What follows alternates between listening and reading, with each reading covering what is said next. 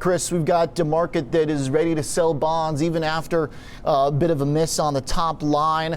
And we've got a market here for stocks that just really refuses to drop this week. So what are we learning right now in the state of the connection between the economy and the stock market? It's a great question, Oliver. Obviously, there's a disconnect between Wall Street and Main Street right now. You're looking at the job report. If I had to find a silver lining, it'd be that we're still adding jobs. If you look back to October, that's probably the only silver lining. You look at the headline, and we miss estimates by nearly half. And for the first time since April, households lost 74,000 jobs. But you look at futures, and they hardly nudged. So again, I think that highlights that disconnect between Wall Street and Main Street. And I think there's some important takeaways from this job report. And I think when you look at this report, while still positive, and that 74,000 household miss, that only represents half of November. So this is a very lagged report. And in light of the spiking COVID cases that we've seen over the last 4 weeks, in addition to the mandates and shutdowns that have occurred subsequently, this is very, I think, outdated data. And I think actually is a little more optimistic than the true data shows. But I think there's also some bigger implications here as we look at what this means for the Fed meeting on December 16th.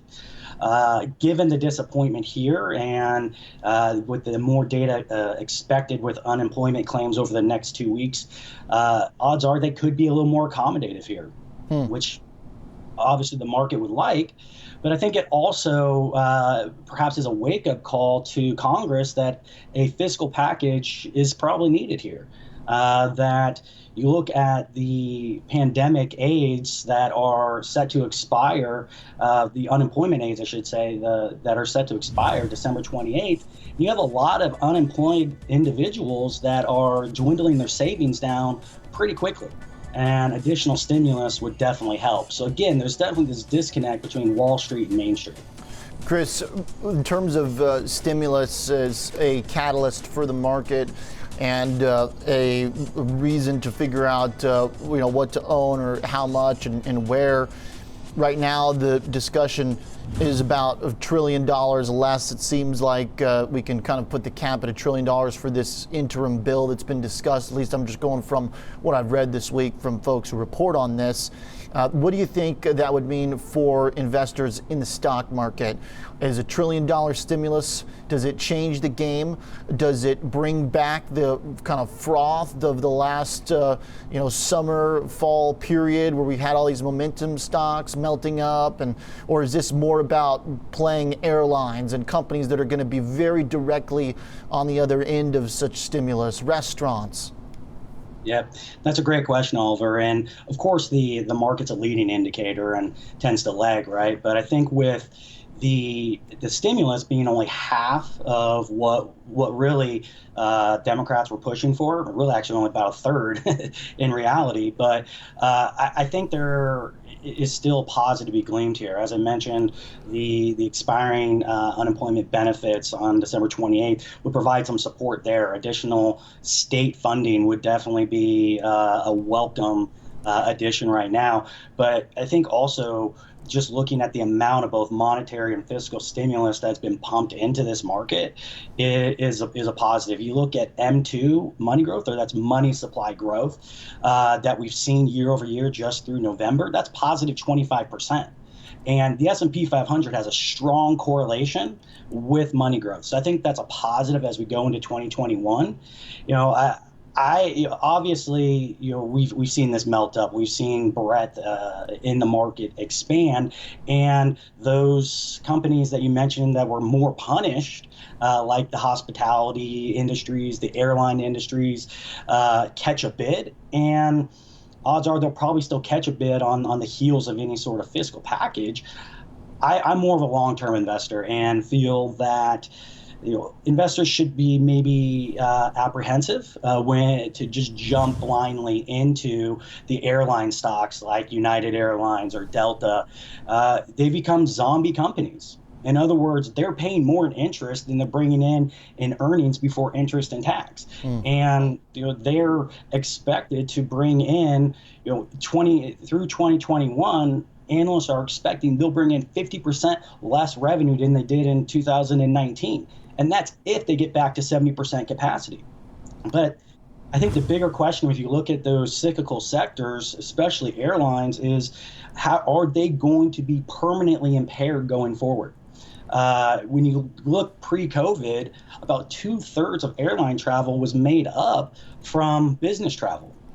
Now, in light of the pandemic, you have to think that businesses learn they can be highly effective, efficient, and save a lot from restricting air travel through virtual meetings. And so you have to wonder if the airline industry will ever be the same or if it's going to be permanently impaired. And so that's where I would caution long-term investing in these type of companies until they can prove and that they can start to pay down some of this debt.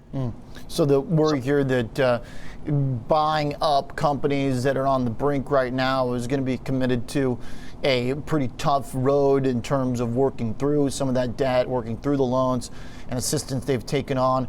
Chris, I look at the way you're picking stocks right now. It seems like you're not thinking necessarily in terms of reopening, quarantine, or virus, really. You're just kind of looking at, it seems, a kind of core view of healthy companies, strong companies. Walk me through some of the picks. I see Berkshire Hathaway in here. I see on the industrial side Cummins. I see Berkshire and Metlife both in the financial group. But then you also have some more growth-oriented stuff for solar, Salesforce. Walk me through kind of how you want to balance between some of the high-growth stuff and some of those that folks might deem as more value. Yeah, no, that's a great question. And to your point, I'm definitely more quality, right? I want to see low leverage. I feel that leverage is your enemy. And I think that the COVID and the COVID pandemic highlighted or magnified strengths and weaknesses, right? And identified those companies that high leverage will struggle. And so I think taking a long-term perspective, focusing on quality is imperative.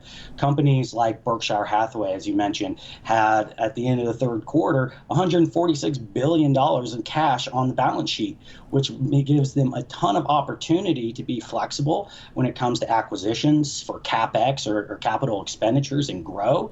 And I think that positions them very well going forward into the next year. Now, with MetLife, they definitely have some obstacles with low interest rates and some catastrophe payouts. But again, a ton of cash on hand, strong free cash flow.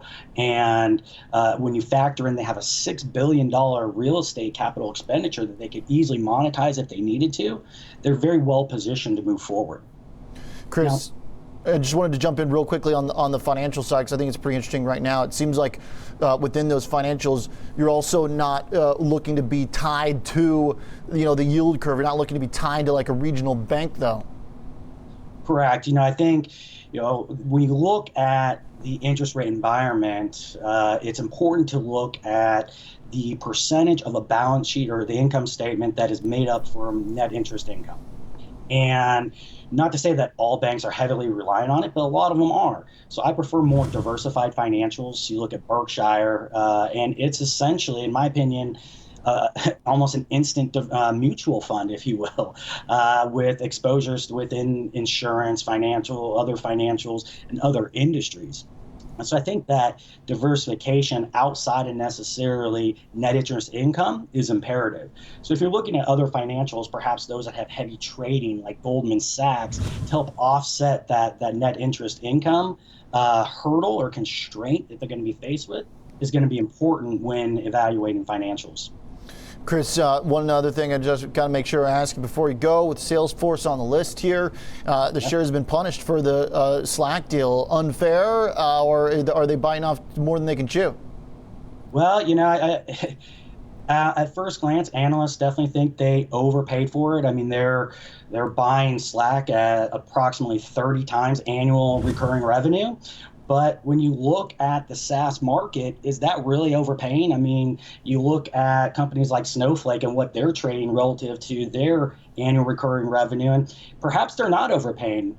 I think more importantly, this could be a buying opportunity for Salesforce. You look at their competitive advantage or their go-to-market strategy, and they're arguably the best CRM, pun intended, out in the market. And I think adding a deliverable like Slack only enhances their capabilities and allows the companies that use Salesforce to interact instantaneously, not only internally with each other, but externally with clients. And I think, where Slack has struggled in, their deliverable, Salesforce will be able to execute much better than Slack has. So I actually see this long term as a great opportunity. Short term, there's definitely, I think, going to be some obstacles and some constraints.